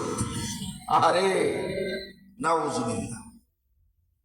তাহলে এমন শয়তানের বিচার হওয়া দরকার আছে না নাই? এদের উপরে আল্লাহর রহমত নাজিল হবে না, আল্লাহর গজব। আমার ভাইয়েরা, আসিফ রহমান ঢাকা বিশ্ববিদ্যালয়ের আরেক কুলাঙ্গার ছাত্র, সে বলেছে ঢাকা রাজধানীতে জনসংখ্যা অনেক বেশি হয়ে গেছে, পেশাব পায়খানার চরম অসুবিধা। তাই ঢাকা রাজধানীতে যত মসজিদ আছে মসজিদগুলো ভেঙ্গে পাবলিক টয়লেট বানায় দেওয়া হোক, এতে জনগণের পেশাব পায়খানার সুবিধা হবে। নাউজুবিল্লাহ বলবেন না? মসজিদ ভেঙ্গে যে পায়খানা টয়লেট বানানোর পরামর্শ দেয়, এই শয়তানও কি মুসলমান হতে পারে? নাম তো আসিফ রহমান, মুসলমানের নাম। কত সুন্দর নাম, আল্লাহর নাম রহমান, তার নাম হলো আসিফ রহমান। আমার ভাইরা, এই শয়তানকে আমার মনে হয় তার মা কোনো ওই টয়লেট বাথরুমে তাকে জন্ম দিয়েছে, যার কারণে মসজিদ ভেঙে টয়লেট বানানোর পরামর্শ দিচ্ছে। এই যে এমন শয়তানদেরকে বাংলাদেশের তৎকালীন সরকার অ্যারেস্ট করে নাই, তাদেরকে বাহবা দেওয়া হয়েছে। আপনারা জানেন, জসিমউদ্দিন নামে এক বিশ্ববিদ্যালয়ের শিক্ষার্থী, সে 100 ভার্সিটির ছাত্রীকে, যুবতীকে ধর্ষণ করেছিল। কতজন? 100 জনকে ধর্ষণ করার পর সে বিশ্ববিদ্যালয়ে সেঞ্চুরি অনুষ্ঠান করেছিল। সেঞ্চুরি অনুষ্ঠান, মিষ্টি বিতরণ করেছিল। আমাদের তৎকালীন প্রধানমন্ত্রী সেই ছেলেটাকে একটা বড় চাকরি দিয়ে বিদেশে নিয়োগ দিয়েছেন। ও যে 100টা নারীর ইজ্জত মেরে 100টা নারীকে ধর্ষণ করে সেঞ্চুরি অনুষ্ঠান করে এমন বড় লুচ্চাকে তুমি বড় চাকরি দাও, আর যেই আলেম মাওলানা দেলোয়ার হোসেন সাঈদীর মুখে কোরআনের কথা শুনে হাজার হাজার লোক ইসলাম কবুল করে মুসলমান হয়েছে, সেই নিরপরাধ নির্দোষী কোরআনের পাখিকে অ্যারেস্ট করে 13 বছর জেল খাটায় তোমার মনের ঝাল মিটেনি। বিষ খাওয়ায়, মানে ইনজেকশন দিয়ে, ইনজেকশনের মাধ্যমে তাকে হত্যা করা হয়েছে। কথা বলেন ঠিক কিনা? এই সাঈদীর বিরুদ্ধে লুচ্চামির মামলা। পেপার পত্রিকা যারা পড়েছেন দেখেছেন, থাল চুরির মামলা ওনার বিরুদ্ধে। 1971 সালে সাঈদী নাকি থাল চুরি করেছেন। 1971 সালে সাঈদী নাকি ছাগল চুরি করেছিল। 1971 সালে সে এত পরিমাণ নারী ধর্ষণ করেছিল যে হিসাব করে দেখা যায় প্রতিদিন সাঈদী সাহেব 80টা করে নারীর ইজ্জত নষ্ট করেছে। প্রতিদিন সাঈদী সাহেব 80টা নারীকে ধর্ষণ করেছে। এত ধর্ষণ মামলা ওনার বিরুদ্ধে হয়েছে। আরে বড় লুচ্চাকে তুমি বড় চাকরি দাও, আর বড় আলেমকে তুমি লুচ্চা বানাও, তোমার উপরে আল্লাহর গজব আসবে না তো কি আসবে? কথা বলেন ঠিক কিনা? এই গজবে আমরা খুশি না, তার উপরে আরো কঠিন গজব আমরা চাই। কথা বলেন ঠিক কিনা? অসন্তুষ্ট হচ্ছেন আপনারা? বেজার হচ্ছেন? শেষ করে দেবো আজ। মাত্র 3 নম্বর নাকি মৌলানা সাহেব চলছে, এখনো 4টা বাকি আছে। শয়তান, এই শয়তানের, এই যে মৌলানা সাহেব আসিফ রহমান, শয়তানের মৌলানা রাজীব আহমেদ শোভন, শয়তানের মৌলানা কবি শামসুর রহমান, সে বলেছে যে মুয়াজ্জিন সাহেব যখন ফজরের আজান দেয় আমার কাছে মনে হয় যেন বেশ্যা তার খরিদ্দার ডাকতেছে। আরে আমার ভাইরা, এই যে সমস্ত লোকেরা যারা মানুষকে এই অন্যায় কাজের পরামর্শ দেয়, অন্যায় খারাপ কাজের কথা বলে, আমার বন্ধুগণ, তারপরে আপনারা আরো দেখেছেন ঢাকা বিশ্ববিদ্যালয়ের একজন কুলাঙ্গার শিক্ষক ডক্টর জাফর ইকবাল, জাফর ইকবাল নাম শুনেননি? ভুলে গেছেন? এই তো 24 সালের বইয়ের মধ্যেই তো সে ছাপিয়ে দিয়েছে বানর থেকে মানুষ পয়দা। তার থেকে মানুষ পয়দা, বানর থেকে মানুষ পয়দা, এটা নাকি বিজ্ঞান দ্বারা প্রমাণিত। সে বলতেছে বিজ্ঞান দ্বারা প্রমাণিত বানর থেকেই মানুষ হয়েছে। আরে বানরের ছবি, আস্তে আস্তে কিভাবে বানরের শরীর থেকে লোমগুলো ঝরে গেল, কিভাবে লেজ খসে পড়ে গেল। মানুষ আগে বানর ছিল, বানর থেকে আমরা মানুষ হয়েছি, এটা বিজ্ঞান দ্বারা প্রমাণিত। এই পড়া আমাদের সন্তানদেরকে স্কুলে পড়ায় মানুষ বানাবে। বান্দর থেকে মানুষ হয়েছে, এই শিক্ষা ব্যবস্থা যারা চালু করেছিল এরা সব হলো শয়তানের মওলানা। এরা কারা? শয়তানের মওলানা। আমাদের ঈমান ধ্বংস করে, আমাদেরকে অজ্ঞ জাহিলিয়াতের সাগরে ডুবিয়ে, আমাদেরকে বেঈমান বানিয়ে দুনিয়া থেকে বিদায় নিয়ে জাহান্নামী বানানোর সকল ষড়যন্ত্র তারা করেছিল। কথা বলেন ঠিক কিনা? এরা সব হলো শয়তানের মওলানা। আমরা কি শয়তানের মওলানা হয়ে মরতে চাই? এই শয়তানের মওলানাদের দালালি আমরা করতে চাই? আগামী দিনে আমাদের দেহে এক বিন্দু রক্ত থাকা পর্যন্ত, হুঁশ থাকা পর্যন্ত এই শয়তানের মুয়াজ্জিন, শয়তানের কারি, শয়তানের মাওলানা এরা যেন আগামী দিনে আর কোনোদিন বাংলাদেশের মসনদে বসার সুযোগ না পায়। আমাদের সুদৃষ্টি রাখতে হবে, আমাদের চোখ কান খোলা রাখতে হবে। কথা বলেন ঠিক কিনা? ভাইরা আমার, বন্ধুরা আমার, এবারে চলে যাই 4 নম্বরে। আমার বন্ধুগণ, এই 3 নম্বর শয়তানের মাওলানা সম্পর্কে আল্লাহ রাব্বুল আলামিন কোরআন শরীফের সূরা ইমরানের 175 নম্বর আয়াতে আরেকটা কথা বলেছেন, ইন্নামা যালিকুমুশ শাইতানু ইউখাউফু আউলিয়াহু ফালা তাখাফুহুম ওয়া খাফুনি ইন কুনতুম মুমিনিন। আল্লাহ পাক বলেন, তারাই হলো শয়তান, তোমাদেরকে তার বন্ধুদের ভয় দেখায়। সুতরাং যদি তোমরা মুমিন হও তবে তোমরা তাদেরকে ভয় করো না, তোমরা আমি আল্লাহকে ভয় করো। আল্লাহ পাক বলছেন, তারাই হলো শয়তান যারা তোমাদেরকে তাদের বন্ধুদের ভয় দেখায়। আমরা কিন্তু 16-17 বছর সেই ভয়েই ছিলাম। কোনো কিছু হলেই ফোন করত, ফোন করলেই ক্যাডার বাহিনী এসে ভরে যেত, ফোন করলেই পুলিশ প্রশাসন এসে ভরে যেত। কথা বলেন ঠিক কিনা? তাদের ভয় দেখায় আমাদেরকে আতঙ্কগ্রস্ত করে রেখেছিল। একটা মানুষ নিরাপদে বাড়ির বাইরে যেতে পারত না, একটা মানুষ ভয়ের কারণে তার নিজ বাড়িতেও ঘুমাতে পারত না। না জানি কখন দরজায় এসে টোকা দিবে যে আমি প্রশাসনের লোক, আমি ডিবি অফিস থেকে এসেছি, আমি গোয়েন্দা বিভাগ থেকে এসেছি, আমি এনএসআই বিভাগ থেকে এসেছি, আমি অমুক তমুক।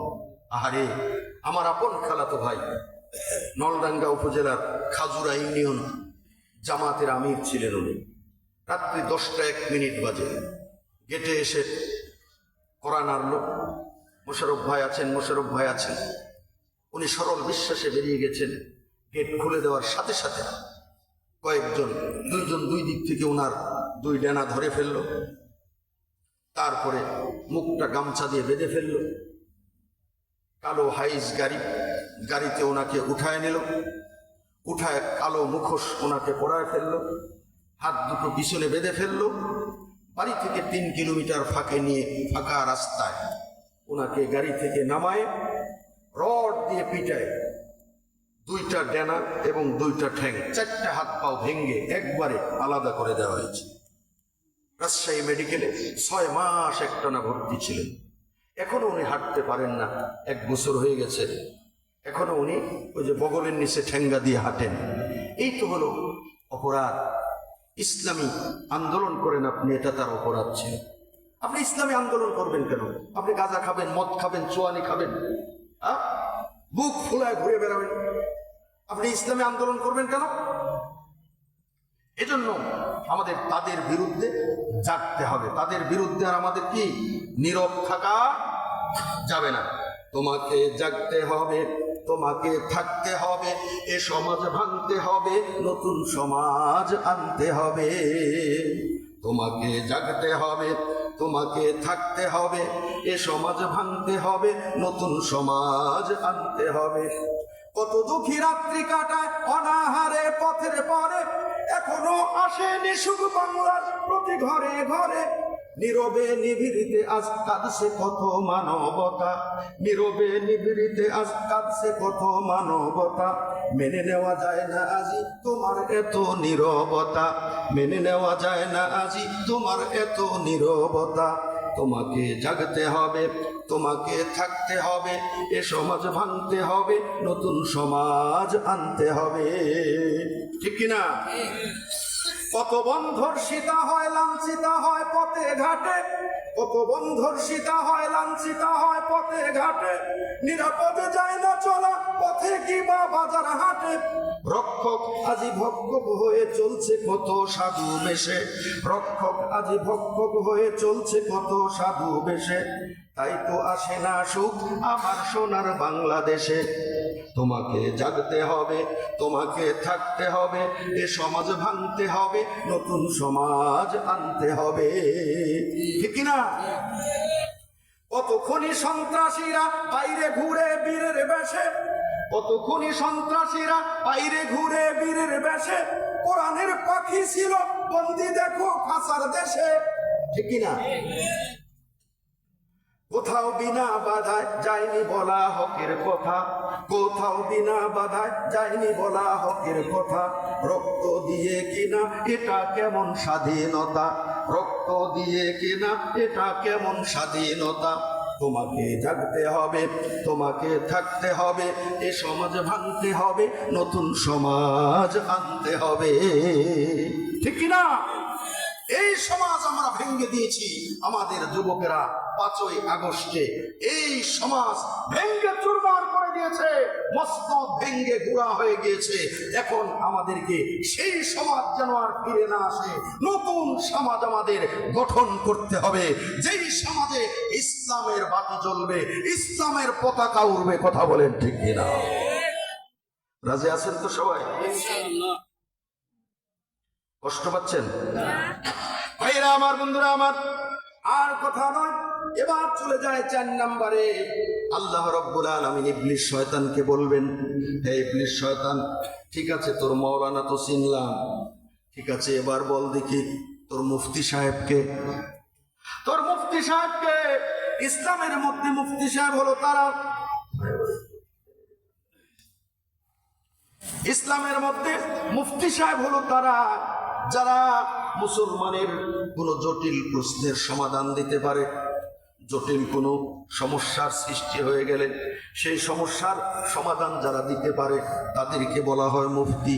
যারা ফতোয়া দেয়, ইসলামের যে কোনো বিষয়ে যারা ফতোয়া দেয় তাদেরকে বলা হয় মুফতি। কিন্তু তুই শয়তানের আবার মুফতিকে, একটু জিকির করে লা ইলাহা, ঠিক আছে,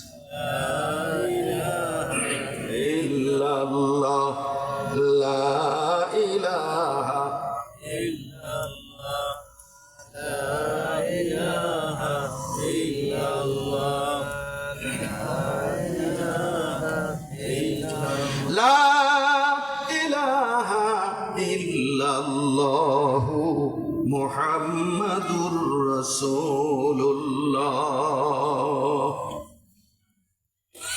আমার বন্ধুগণ, ইবলিস শয়তান বলবে, হে আমার প্রভু পরওয়ারদিগার, মুসলমানদের মধ্যে মুফতি সাহেবেরা যেমন ফতোয়া দেয় কোনটা হালাল কোনটা হারাম, কোনটা জায়েজ কোনটা না জায়েজ, কোনটা তালাক হয়েছে কোনটা তালাক হয়নি, এই সকল জটিল সমস্যার সমাধান যারা দেয় এদেরকে যেমন মুফতি বলা হয়, আমি শয়তানের মুফতি সাহেব হলো তারা যারা ইসলামের বিরুদ্ধে ফতোয়াবাজি করে, ইসলামের বিরুদ্ধে ফতোয়া দিয়ে দিয়ে অবৈধ কাজের পক্ষে যারা ফতোয়া দেয়, এরা হলো আমি শয়তানের মুফতি সাহেব।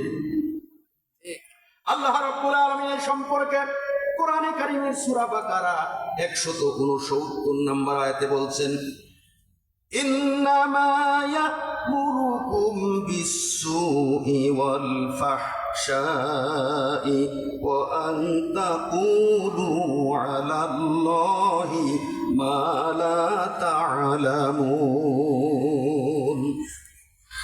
সে তো কেবল তোমাদেরকে মন্দ ও অশ্লীল কাজের নির্দেশ দেয়, সে তো কেবল তোমাদেরকে মন্দ ও অশ্লীল কাজের নির্দেশ দেয়, পরামর্শ দেয়, এবং আল্লাহ সম্পর্কে তোমরা যা জানো না এমন বিষয় বলার জন্য নির্দেশ দেয়।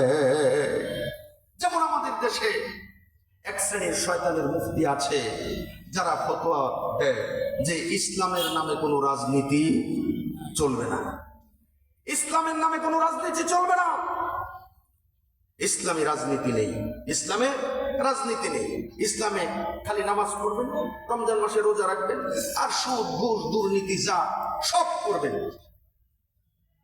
ইসলামে কোনো রাজনীতি নাই।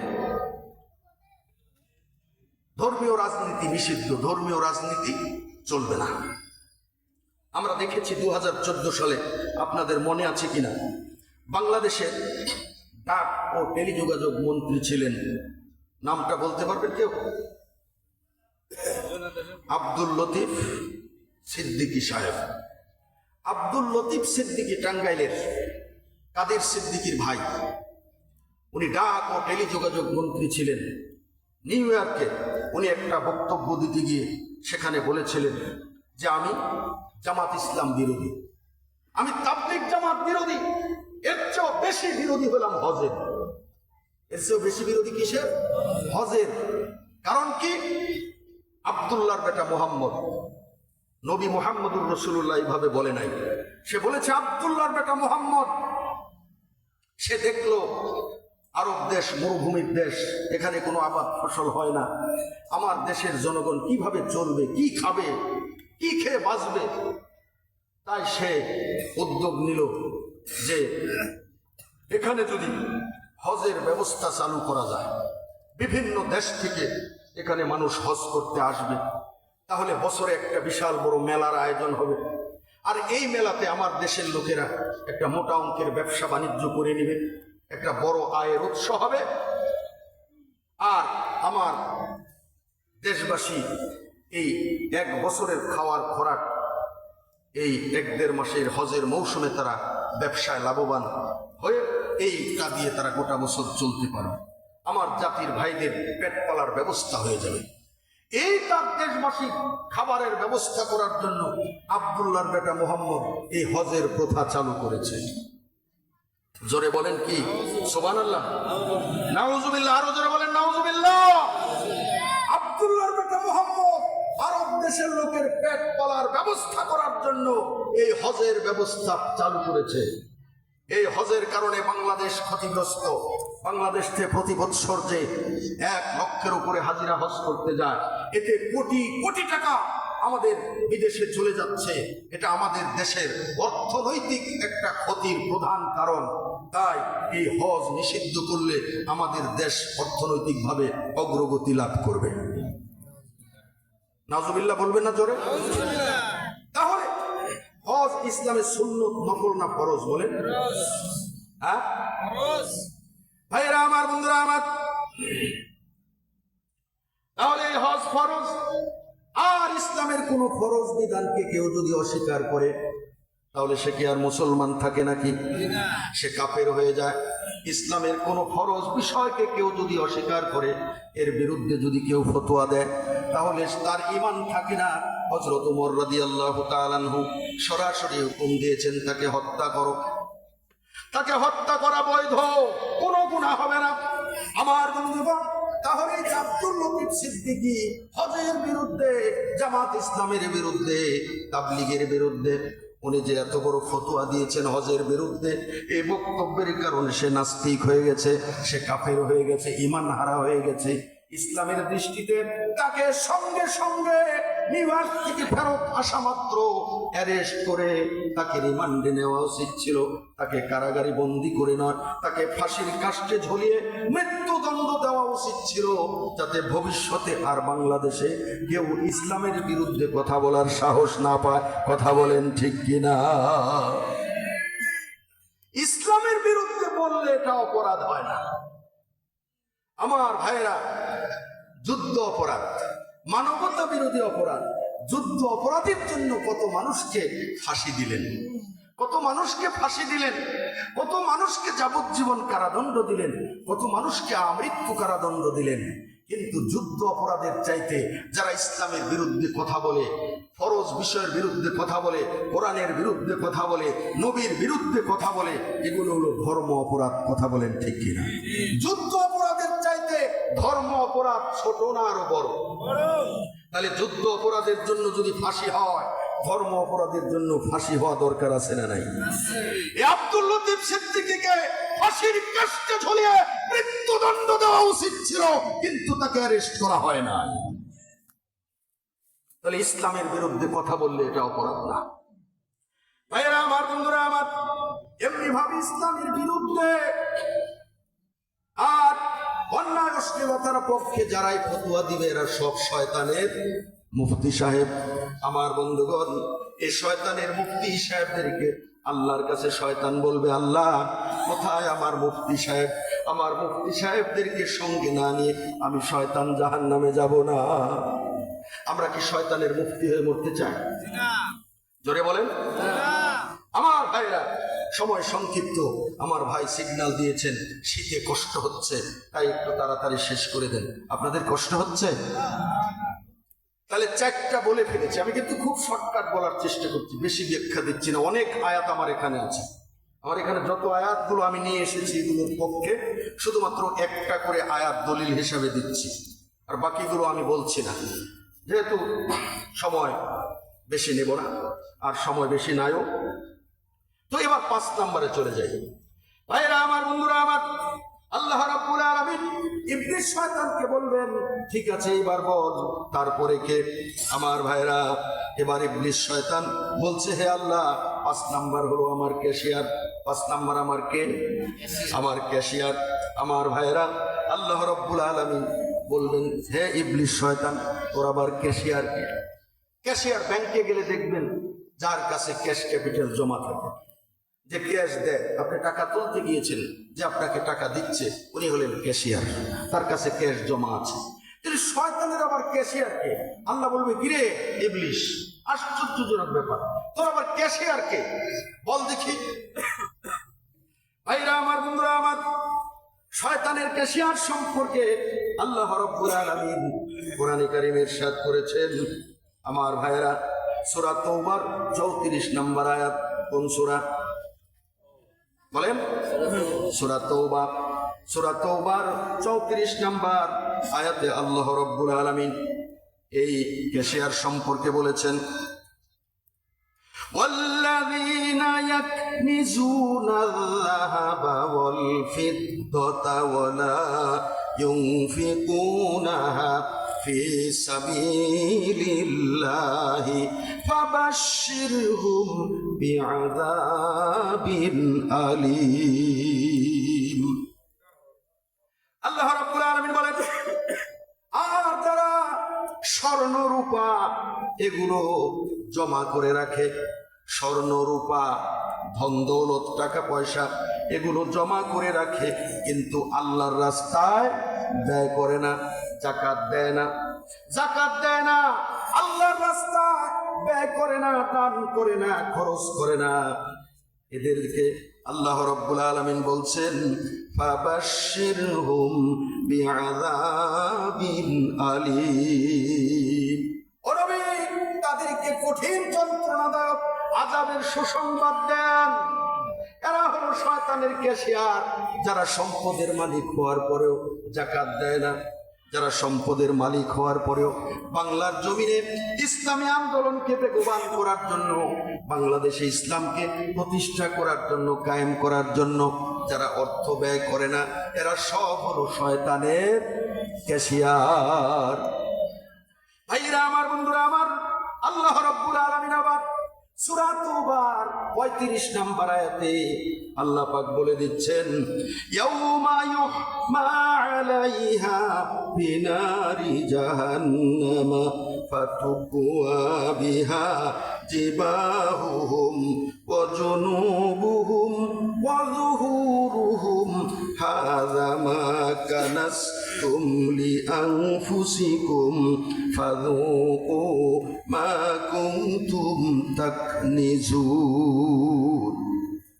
আল্লাহ রাব্বুল আলামিন বলেন, যারা যাকাত দেয় না, ধন সম্পদ জমা করে রাখে, টাকা পয়সা শুধু জমা করে রাখে, বিদেশে গাড়ি বাড়ি করে। আরে আমরা দেখেছি এই সাম্প্রতিক কালে, বিগত সরকারের আমলে একজন এমপি বিদেশে 350 বাড়ি করেছে। শুনেননি আপনারা?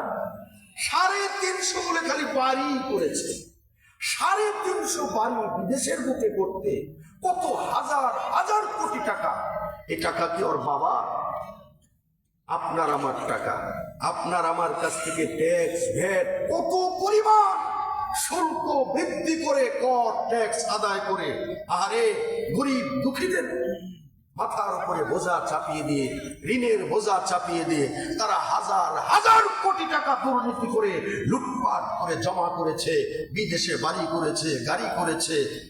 পিকে হালদার একাই 12,500 কোটি। পিকে হালদার একাই 12,500 কোটি। মমতাজ বেগম কত কোটি? অমুক 350 বাড়ি। প্রধানমন্ত্রীর বাসায় কাজ করত, সে হেলিকপ্টারে চলাফেরা করে। শুনেননি আপনারা? প্রধানমন্ত্রী নিজ মুখে বলেছেন, আরে আমার বাসায় কাজ করত, সে এখন এত কোটি টাকার মালিক, হেলিকপ্টারে চলাফেরা করে। কত গর্বের সাথে উনি বলেছেন। আরে একটা কাজের মেয়ে কিভাবে হেলিকপ্টারে চড়ে বেড়ানোর মতো এত সম্পত্তির মালিক কেমন করে হলো? এই যে সম্পদের পাহাড় করেছে, আল্লাহর রাস্তায় ব্যয় করেনি। আল্লাহ পাক বলছেন এরা সব হলো শয়তানের কেশিয়ার।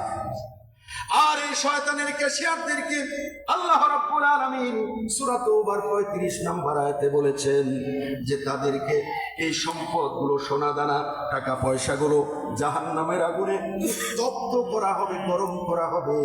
গরম করে তাদের পার্শ্বদেশে দাগ দেওয়া হবে, যে পাজরে, পাজরে ঠেসে ধরে ধরে দাগ দেওয়া হবে, কপালে ঠেসে ধরে ধরে দাগ দেওয়া হবে, পিঠে ঠেসে ধরে ধরে দাগ দেওয়া হবে, সেকা দেওয়া হবে।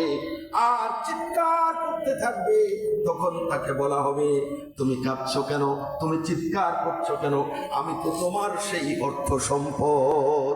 তুমি যাকে অত্যন্ত মহব্বত করতে, তুমি যাকে অত্যন্ত ভালোবাসতে, তুমি না দুর্নীতি করে জমা করেছিলে, তুমি না সুদ খেয়ে আমাকে জমা করেছিলে, তুমি না ঘুষ খেয়ে জমা করেছিলে, তুমি না গরিবের গম মেরে খেয়ে জমা করেছিলে, তুমি আমাকে কত ভালোবাসতে, তুমি না আমাকে ভালোবাসার কারণে যাকাত দাও নাই, তুমি না আমাকে ভালোবাসার কারণে কুরবানি দাও নাই, তুমি না আমাকে ভালোবাসার কারণে ইসলামী আন্দোলনের ক্ষেত্রে ব্যয় করো নাই। আজকে তুমি চিৎকার করছো কেন?